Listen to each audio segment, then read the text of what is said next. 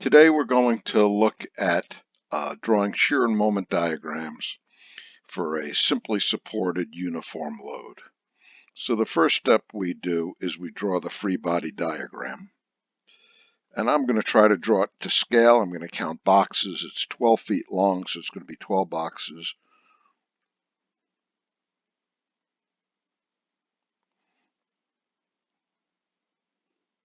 And it's important that we draw the free body diagram to scale as closely as possible.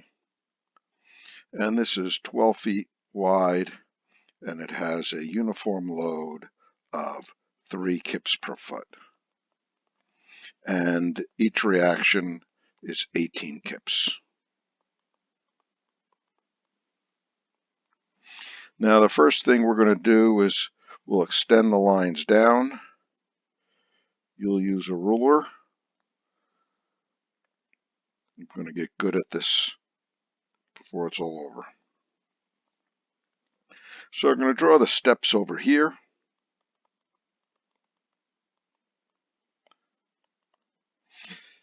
Complete the free body diagram.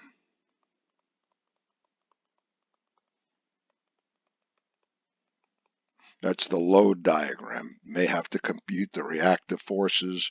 You want to compute the free body diagram. Step number 2, we're going to do the shear. And the shear, we go from left to right, and we just graph the different loads. So starting, we see the first thing we come to is an 18 kip load. So we're going to graph up 18. We'll just say that it's 3 kips a box. You should have some scale in mind about what exactly you're going to, what it's going to be. It makes it easier. And then you'll notice that for each foot we go, it goes down by 3 kips. So from 18 it goes to 15, 3 kips a box, and then we go to 12. And the other way to look at it is if we go to the halfway mark, we can say at the halfway mark, there's going to be 18 up and 6 times 3 going down, so you're going to hit to 0. Another way of looking at it. And the other way, we're going to go all the way here. We know we're going to need 18 down, so we're going to have a straight line going here. And this is minus 18 kips. So our step number 2 is left to right.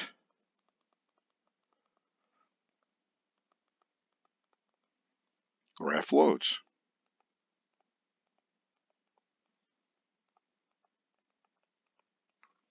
And that's sort of what we did. Then what we do is we find the area in each box. So we're going to find the area in this box, and we're going to find the area in this box. Sometimes they're actually triangles, not box, but we're in each department. And we know that the area for a triangle is 1/2 base times height, 1/2, and the base is half the base. It's 6 foot on either side.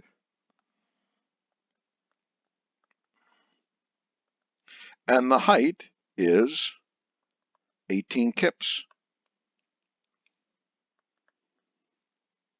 Excuse me.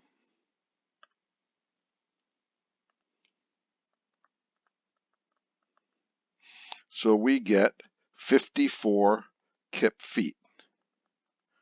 Now, in the interest of neatness, I'm just going to write 54. I'm not going to put the units, just in the interest of neatness.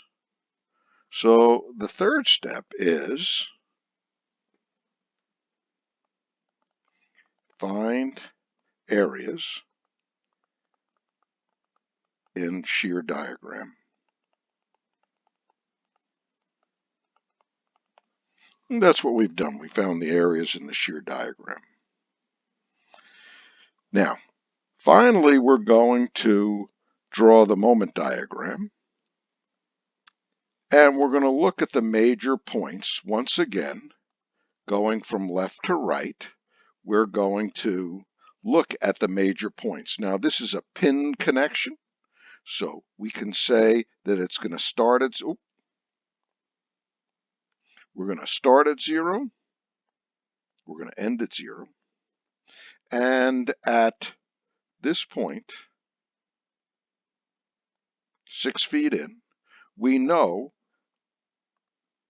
this, the area to here, looking to the left, is going to be 54. Okay, so we're going to graph this, and I'm going to make each box 10, 10, 20, 30, 40, 54. So we're going to be right about there. At the end, it's going to be 0, 54 minus 54. So I got a point there. So I've got a point here, which is 54 kip feet. Now I've got a, so I'm going to say plot key points in moment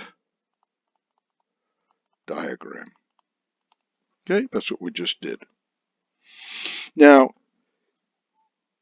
the question is, how does it, is it a straight line? Well, no, let's take this point 1 foot in and see, let's take that and see what it goes up by, see what the area increases for this simple foot. To plot these points, we've got to see what the area goes up with, and we're going to look at this 1 foot in. And what we have here is a trapezoid.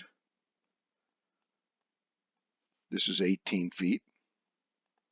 This is 1 foot, and this is 15 feet.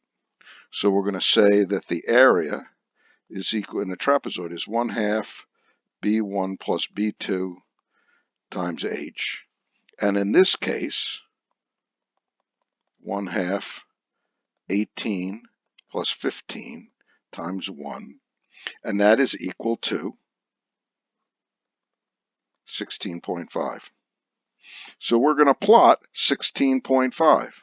And 1 foot in, that's going to be about there. Now we're going to look at the second 2 feet in, and that's 18, and this is 12 and 2 feet in. So it's 1/2 18 plus 12 times 2, and that's equal to 30 feet, 30 kip feet. And we're going to plot that point right there. And then area 3, you can do the calculations yourself. 40.5, 48, 52.5, and 54. So we're going to plot them.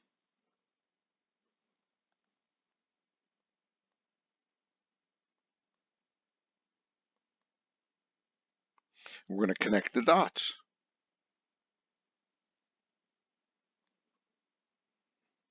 And we're going to see that going down, it goes similarly as it's a mirror image. So we're going to graph the mirror image. So the 5th point is connect dots, or connect the dots. Now, when you do these problems, you do not have to do this. That is not necessary. But it is important that you see that the area goes up quickly and down slowly. And it is a parabola, up quickly, down slowly. And I'm going to want you to make a smooth parabola. It's not necessary that you do this work, but it does sort of illustrate the point. And this is the shear and moment diagram for a simply supported uniform load. We'll get into some more complicated ones, but this is a good example.